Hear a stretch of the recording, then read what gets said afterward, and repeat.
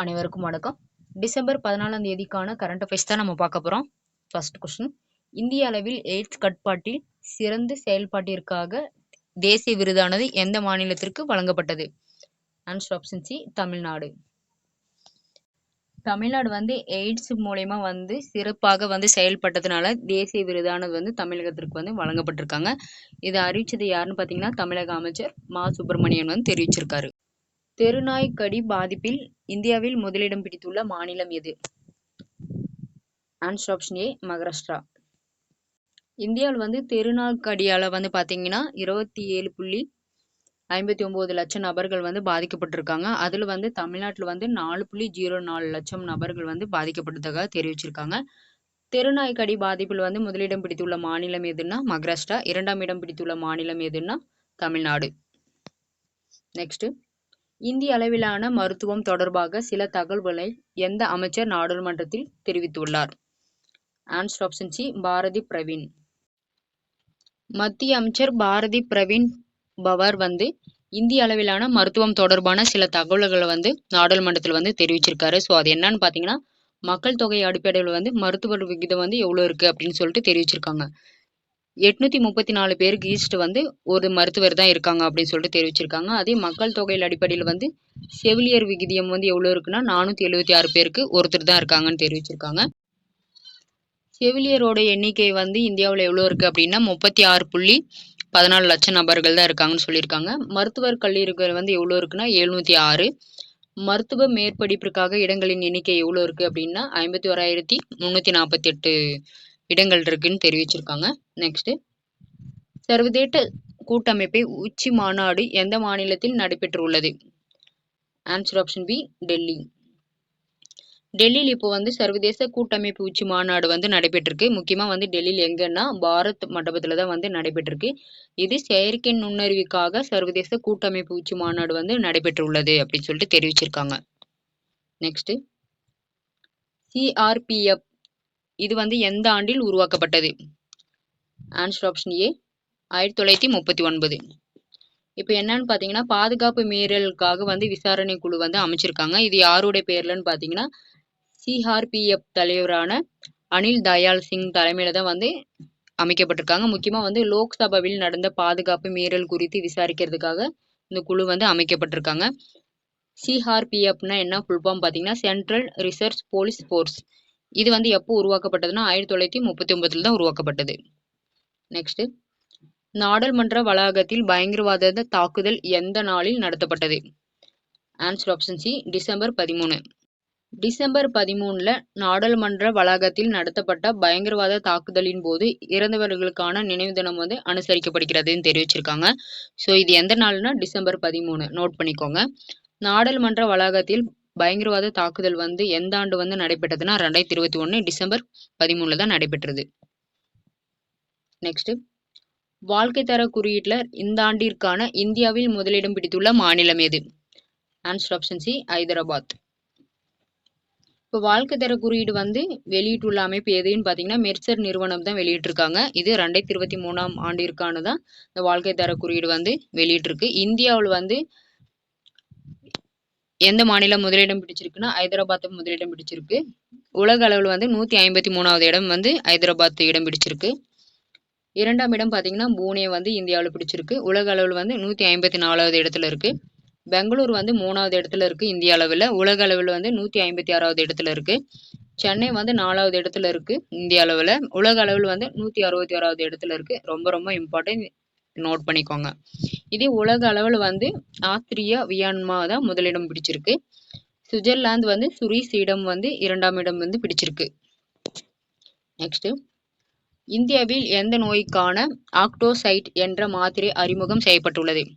Answer option B, புற்றுநோய். தற்போது இந்தியாவில் புற்றுநோய்க்காக பார்த்தீங்கன்னா ஆக்சோசைட் என்ற மாத்திரை அறிமுகம் செய்யப்பட்டிருக்காங்க. நெக்ஸ்ட், இந்தியாவில் வாழும் மக்களில் %% ஆரோக்கிய உணவை பெற முடியவில்லை என FAO அறிக்கை வெளியிட்டுள்ளது. Answer option B, 74.1%.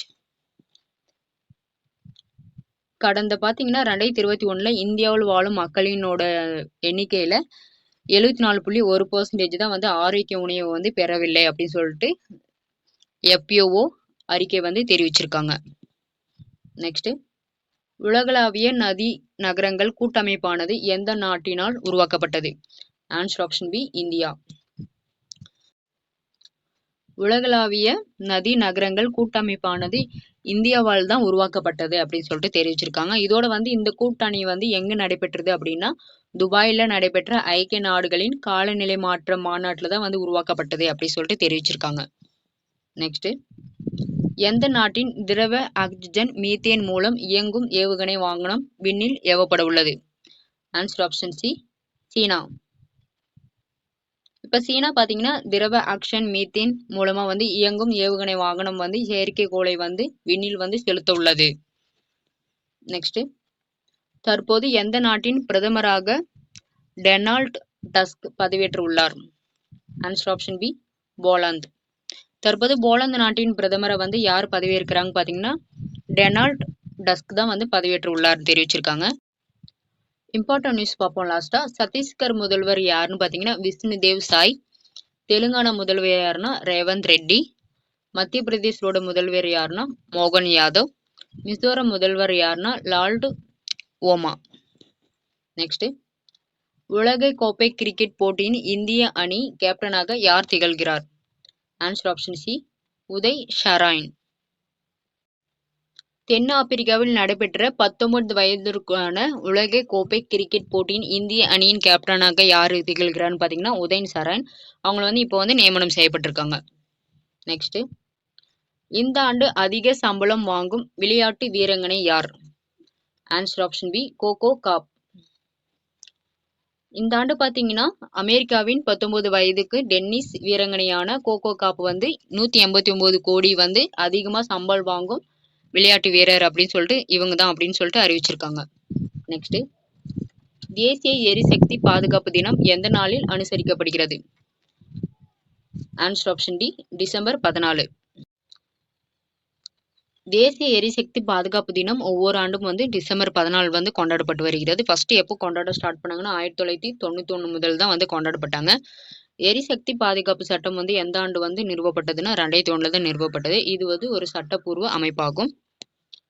இந்த COP26 வந்து பிரதமர் வந்து அறிவிப்புக்கு இணங்க பார்த்தீங்கன்னா புதிய மற்றும் புதுப்பிக்கத்தக்க எரிசக்தி அமைச்சகம் வந்து என்ன சொல்லியிருக்காங்கன்னா 2030க்குள்ள புதைப்படிவமற்ற ஆதாரங்கள் வந்து இருந்து 500 ஜிகாவாட் நிறுவப்பட்ட மின்சார திறனை வந்து அடைவதற்கு முயற்சி வந்து செய்து வருகிறது அப்படி சொல்லிட்டு தெரிவிச்சிருக்காங்க. இப்போ சென்னை ஐஐடியும் தேஜஸ் நிறுவனம் வந்து இடையே வந்து ஒரு ஒப்பந்தம் மேற்கொண்டிருக்காங்க 12 கோடி அளவில். இது என்னன்னு பார்த்தீங்கன்னா 5G தொழில்நுட்பத்தை வந்து பயன்படுத்துறதுக்கான ஒப்பந்தம் வந்து இப்போ வந்து நிறுவியிருக்காங்க. எந்த ஐஐடியுடன் இணைஞ்சிருக்காங்க அப்படின்னு பார்த்தீங்கன்னா சென்னை ஐஐடி. ஓகே ஃப்ரெண்ட்ஸ், இன்னைக்கான கொஸ்டின்ஸ் பார்ப்போம். இந்திய அளவில் எய்ட்ஸ் கட்டுப்பாட்டில் சிறந்த செயல்பாட்டிற்கான தேசிய விருதானது எந்த மாநிலத்திற்கு வழங்கப்பட்டது? Answer option C, Tamil Nadu. தெருநாய் கடி பாதிப்பில் இந்தியாவில் முதலிடம் பிடித்துள்ள மாநிலம் எது? Answer option A, Maharashtra. 2வது தமிழ்நாடு. இந்திய அளவிலான மருத்துவம் தொடர்பான சில தகவல்களை எந்த அமைச்சர் நாடாளுமன்றத்தில் தெரிவித்தார்? Answer option C, Bharati Pravin. சர்வதேச கூட்டமைப்பை உச்சி மாநாடு எந்த மாநிலத்தில் நடைபெற்றுள்ளது? Answer option B, Delhi. CRPF ஆனது எந்த ஆண்டில் உருவாக்கப்பட்டது? Answer option A, 1939. நாடாளுமன்ற வளாகத்தில் பயங்கரவாத தாக்குதல் எந்த நாளில் நடத்தப்பட்டது? Answer option C, December 13. வாழ்க்கை தர குறியீடு 2023 ஆண்டிற்கான இந்தியாவில் முதலிடம் பிடித்துள்ள மாநிலம் எது? Answer option C, Hyderabad. இந்தியாவில் எந்த நோய்க்கான ஆக்ஸோசைட் என்ற மாத்திரை அறிமுகம் செய்யப்பட்டுள்ளது? ஆன்சர் ஆப்ஷன் பி, புற்றுநோய். இந்தியாவில் வாழும் மக்களின் டேஸ் ஆரோக்கிய உணவை பெறவில்லை என FAO அறிக்கை வெளியிட்டுள்ளது. Answer option B, 74.1%. உலகளாவிய நதி நகரங்கள் கூட்டணியானது எந்த நாட்டினால் உருவாக்கப்பட்டது? Answer option B, India. எந்த நாட்டின் திரவ ஆக்சிஜன் மீத்தேன் மூலம் இயங்கும் ஏவுகணை வாகனம் விண்ணில் ஏவப்பட உள்ளது? ஆன்சர் ஆப்ஷன் சி, சீனா. தற்போது எந்த நாட்டின் பிரதமராக டொனால்ட் டஸ்க் பதவியேற்றுள்ளார்? ஆன்சர் ஆப்ஷன் பி, போலந்து. உலக கோப்பை கிரிக்கெட் போட்டியின் இந்திய அணி கேப்டனாக யார் திகழ்கிறார்? Answer option C, Uday Saran. இந்த ஆண்டு அதிக சம்பளம் வாங்கும் விளையாட்டு வீராங்கனை யார்? Answer option B, Coco Gauff. தேசிய எரிசக்தி பாதுகாப்பு தினம் எந்த நாளில் அனுசரிக்கப்படுகிறது? Answer option D, December 14.